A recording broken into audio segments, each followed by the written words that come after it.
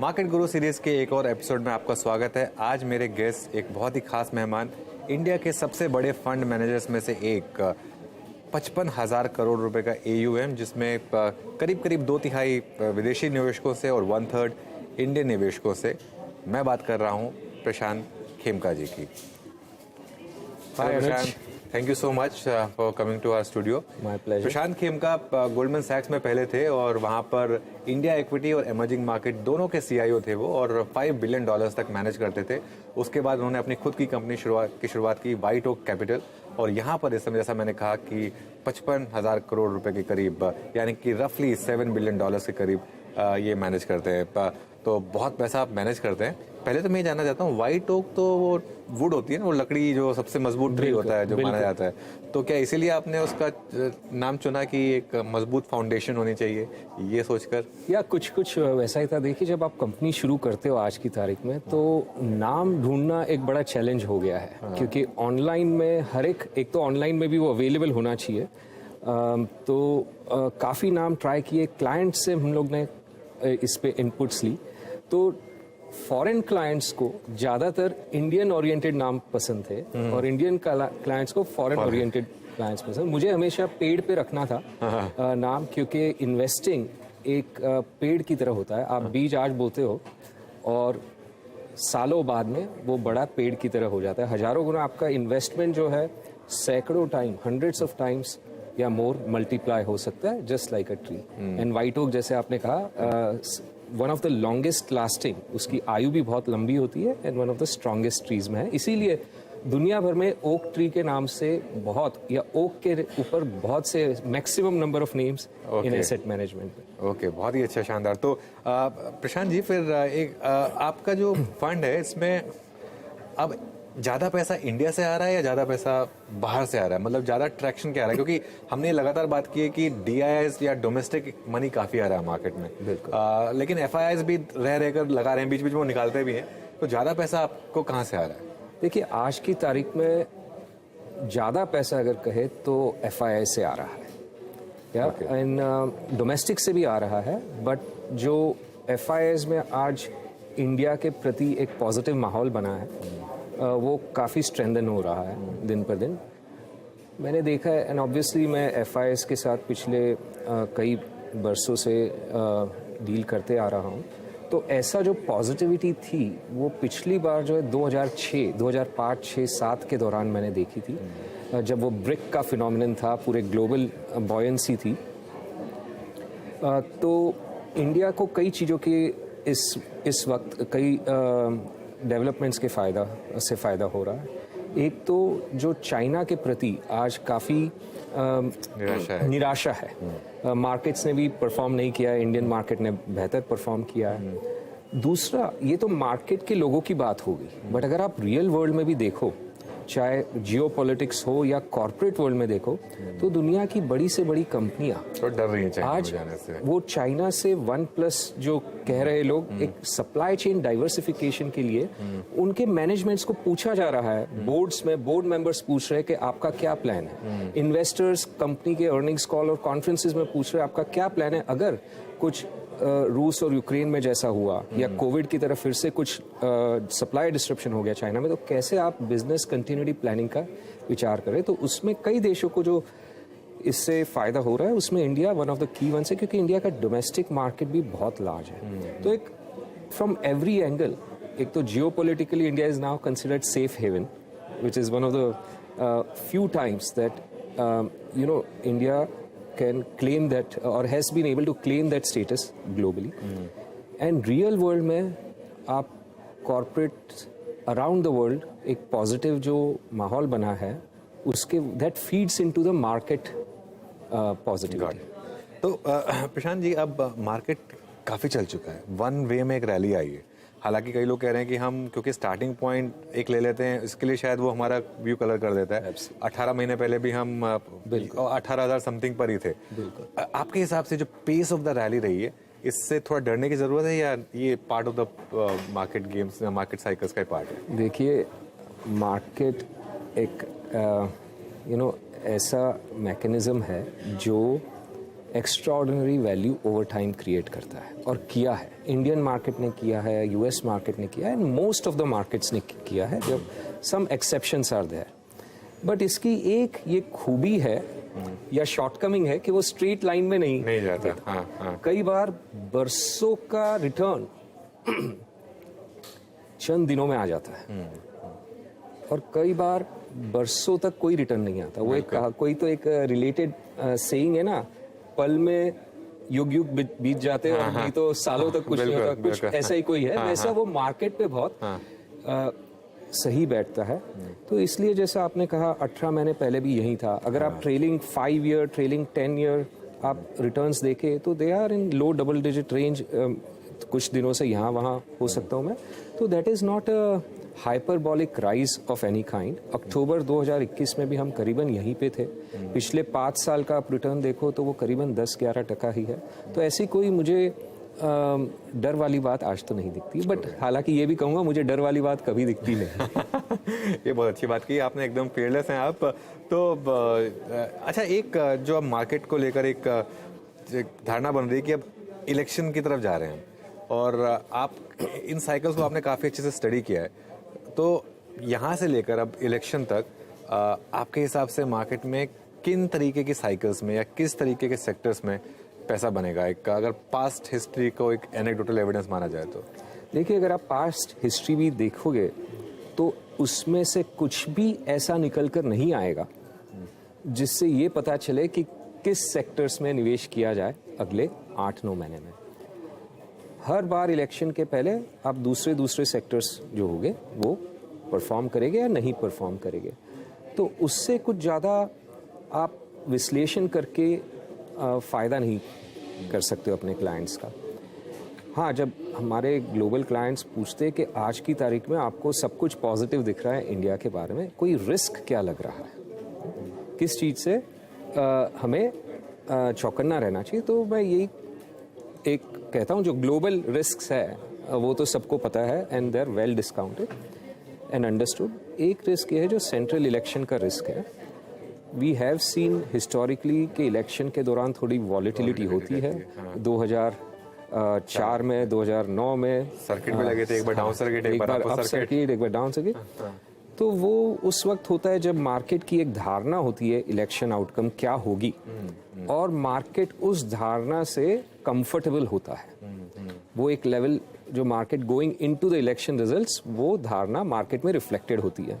उस धारणा से एकदम विपरीत आ गया रिजल्ट, जैसे 2004 में आया, तो 1-2 डाउन सर्किट भी लग सकती है, और उस धारणा से विपरीत स्ट्रॉन्ग पॉजिटिव आ गया जैसे 2009 की बात थी, तो दो सर्किट भी लगे, 2 से ऊपर की भी लग सकती है। तो वो एक रिस्क है। हालांकि आज सबको एक पक्का ऐसा अनुमान है कि एक कंटिन्यूटी रहेगी, which is what market is expected and is positive about. But वो एक चीज़ को ध्यान रखना जरूरी है। ओके, अच्छा, मैं आपका पोर्टफोलियो देख रहा था, उसमें मुझे एक चीज़ जो स्टैंड आउट कर रही थी कि आपके सभी पोर्टफोलियोज में अक्रॉस द बोर्ड जो टॉप होल्डिंग्स हैं, उसमें जो 2 इंडिया के सबसे बड़े बैंक्स हैं, प्राइवेट बैंक्स, HDFC बैंक और ICICI बैंक। ऑब्वियसली बैंकों ने बहुत पैसा बना के दिया है, प्राइवेट बैंकों ने, और पिछले 2 डेकेड्स में HDFC बैंक से बड़ा वेल्थ क्रिएटर कोई रहा नहीं है। लेकिन क्या इस बेस पर, इस साइज पर ये स्टॉक्स आगे भी उसी तरीके से कंपाउंडिंग कर सकते हैं? बिल्कुल, आपने बहुत मज़ेदार बात है कि आपने अभी अपने इलेक्शन की अपर सर्किट लोअर सर्किट की बात की, और आपने 2 बैंकों का बात किया। मुझे याद आ गई 2004 में जब लोअर सर्किट लगी थी तो ADRs भी 10, 15, 20% डाउन थे, और ये 2 HDFC बैंक और ICICI बैंक के जो ADRs है, वहाँ पे जो भी बचा कुचा पैसा ऑलरेडी इंडियन मार्केट में नहीं लगा था, वो मैंने इन दोनों ADRs में तब भी लगाया था। तो इसका अगर मैं आगे इसको लूँ तो ये कहना चाहूँगा कि हमें, हमारी टीम को financial sector, private sector, financial sector, obviously banks है, नॉन बैंक्स फाइनेंसिंग कंपनीज है, and also non lending companies है, market intermediaries, in segments of the market में हमेशा काफ़ी अच्छी निवेश की अपॉर्चुनिटीज़ मिली है। हाँ, और आज भी वो उसमें कोई चेंज नहीं आया है। तो मैं इंडिविजुअल नामों पे बात नहीं कर सकता, बट हाँ, कई कंपनीज है, कई बैंक्स है प्राइवेट सेक्टर एंड कई नॉन बैंकिंग फाइनेंशियल कंपनीज है जो आज भी टीम अच्छी मात्रा में ओन करती है। और धारणा यही है कि ओवर टाइम ये स्ट्रॉन्ग आउट परफॉर्मेंस डिलीवर करेगी, नॉट जस्ट बिकॉज इन्होंने पास्ट में आउट परफॉर्मेंस डिलीवर किया है, बट आज इनकी जो प्रॉस्पेक्ट्स है, इंडियन इकोनॉमी लो डबल डिजिट ग्रो कर रही है, क्रेडिट पेनिट्रेशन इंक्रीज हो रहा है, तो credit growth is low to mid teens, और जो प्राइवेट सेक्टर बैंक्स है वो निरंतर मार्केट शेयर गेन कर रही है। तो high teens to 20+% growth for some of these private sector financials is reasonable to expect, and because जो market structure कुछ ऐसा है कि unlike US या Western Europe जहाँ पे cut throat competition है, इसलिए वहाँ पे lending institutions को excessive risk लेना पड़ता है to generate that ROA and ROE. ROA के लिए operating risk लेते हैं excessive, और ROE के लिए leverage ज़्यादा रहते हैं। इंडिया में चाहे कितना भी कोई कह ले कि कंपेटिटिव है बैंकिंग सेक्टर, वेस्टर्न यूरोप और यूएस के मुकाबले still it is a very profitable enterprises these are, and margins profitability हमारे हिसाब से वो बनी रहनी चाहिए। तो at a strong growth you can generate very robust ROE in the high teens or so for yet many years to come. And valuations जो है आज काफ़ी टाइम करेक्शन हो गया उनको, इतने जो प्राइस टू बुक पे अगर आप इनको वैल्यू जैसे आमतौर पे प्राइस टू बुक पे किया जाता है, वो ऑब्वियसली क्योंकि पिछले कई सालों से ग्रोथ कम हुआ है, पर वो अभी प्राइस टू बुक भी काफ़ी ग्लोबली, अगर आप देखिए हमारा ग्लोबल इमर्जिंग मार्केट फंड भी है, तो ग्लोबली अगर हम कंपेयर करते हैं इन बैंकों को विद अदर इमर्जिंग मार्केट्स और डेवलप्ड मार्केट्स, तो इतना स्ट्रॉन्ग फंडामेंटल्स और ऐसे अट्रैक्टिव वैल्यूएशंस हार्डली कहीं मिलते हैं। तो लेकिन PSU बैंकों में आप वैल्यूएशन कंफर्ट के बावजूद पैसा नहीं लगाएंगे, अभी भी आप प्राइवेट में ही प्रेफर करेंगे, इसका मतलब? देखिए हमारी टीम कई बार इन्वेस्ट करती है अक्रॉस, तो मैं ऐसे ब्लैंकेट नहीं कह सकता कि PSU बैंक्स में, बट हाँ ये जरूर कह सकता हूँ ज़्यादातर इन्वेस्टमेंट प्राइवेट सेक्टर में रहता है, बट यस हम लोग PSU बैंक्स भी इवैल्यूएट करते हैं, and from time to time जब मौका मिलता है तो टीम निवेश जरूर करती है।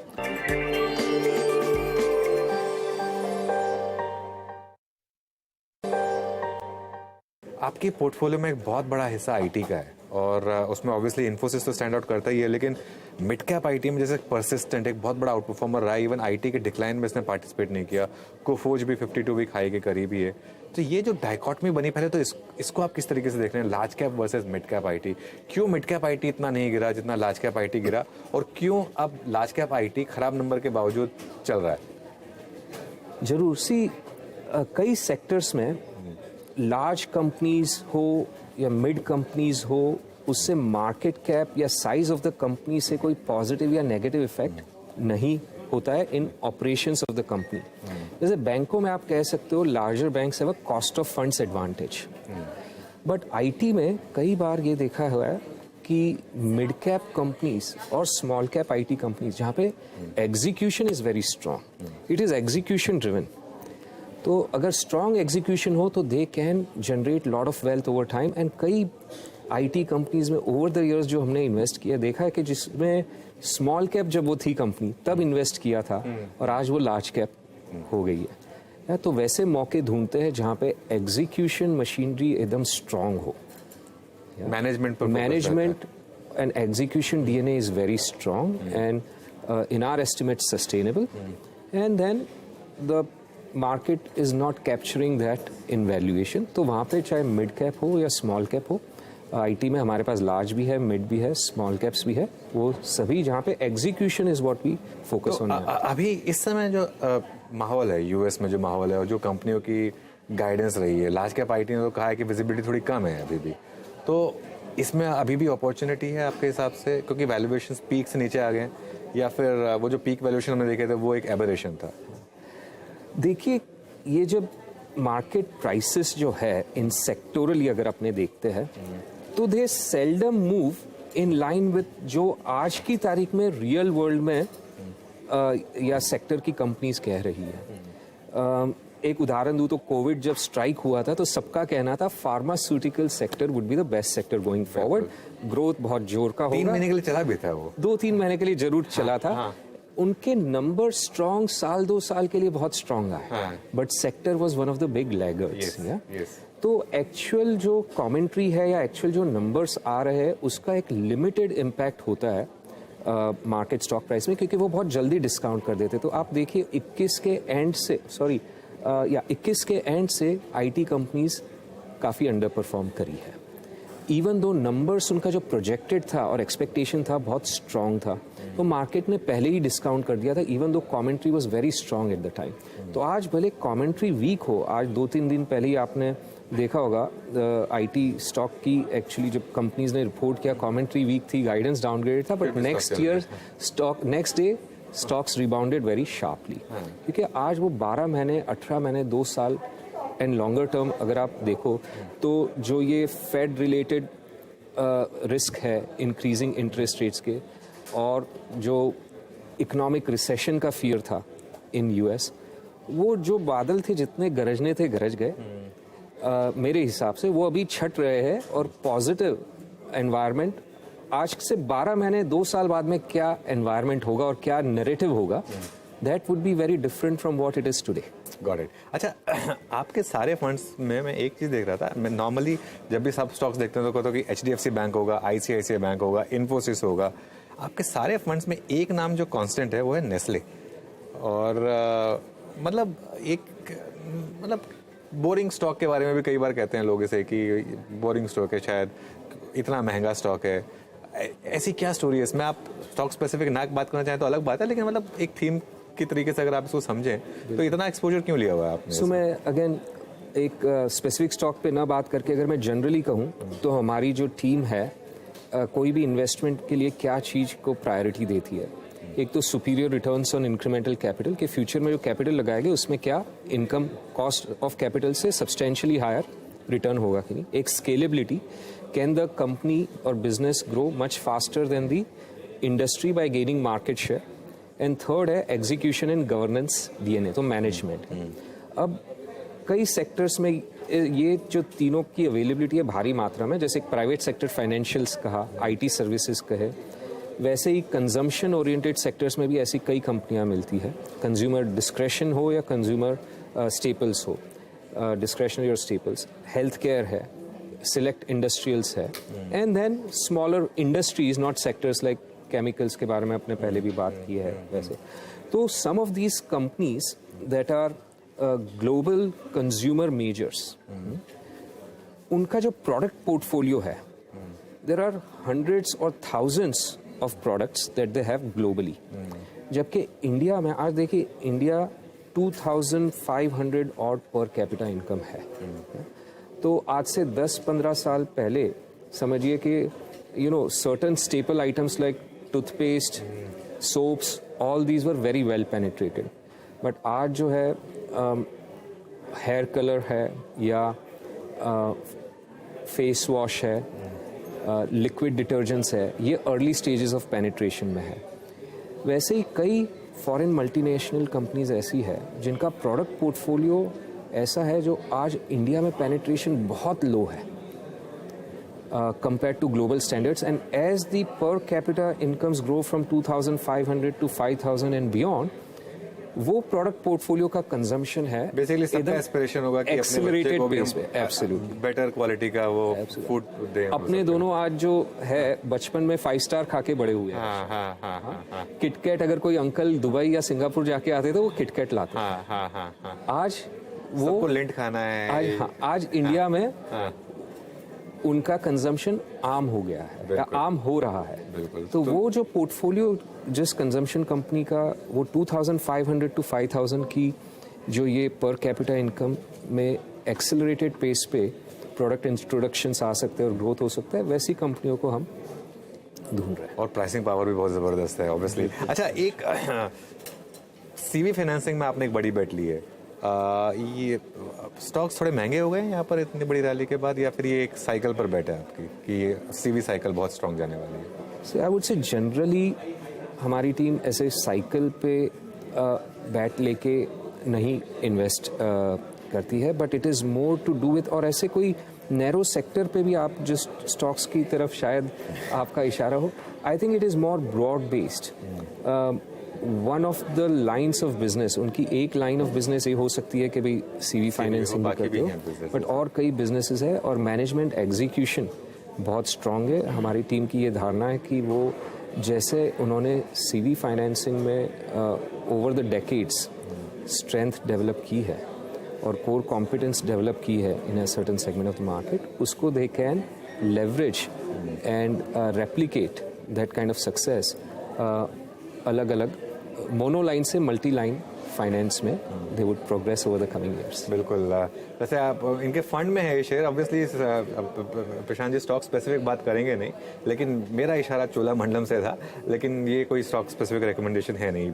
तो अभी यहाँ से लेकर इंडियन मार्केट में आपके हिसाब से क्या रिटर्न जनरेट होंगे? देखिए मार्केट्स, मुझे किसी भी वक्त आप ये सवाल पूछोगे, मेरा यही कहना होगा low double digit is a reasonable expectation, क्योंकि वर्ल्ड वाइड मार्केट्स में nominal GDP plus dividend yield is a logical reasonable expectation to have. आप यूएस में देख लीजिए, यूरोप में देख लीजिए, और पिछले 30-40 सालों के दौरान वही रिटर्न आया, और इंडिया में भी पिछले 30 साल में 12% रिटर्न बना है। और आप देखोगे सेंसेक्स ईपीएस भी करीबन 12% ग्रो हुआ है और नॉमिनल जीडीपी करीब 12% ग्रो हुई है। और उसका अंडरलाइंग कारण ये है, जो नॉमिनल जीडीपी ग्रो होती है उसी से corporate sales typically tend to grow right around there, and profitability over time has a certain level where it stabilizes, so corporate profits grow at around that level, and P multiple long period of time में P multiple का इतना अंतर नहीं आता है और short period में उसका कोई अनुमान नहीं लगा सकते। बिल्कुल। तो over the next 12 months I would say 10 to 12% return is a reasonable expectation from equity markets। Okay, तो जो निफ्टी को 22,000 पर ले जाएगा, रिस्क फैक्टर यहाँ से आपके हिसाब से कोई, ऑब्वियसली रिस्क फैक्टर बता के नहीं आता है, लेकिन अगर कोई एज्यूम करना हो तो क्या हो जो सकता है? रिस्क बताकर नहीं आएंगे उनका तो कुछ कह नहीं सकते। Exactly। अननोन unknown जैसे का तो- कोविड हुआ, रशिया यूक्रेन हुआ, बिल्कुल बिल्कुल।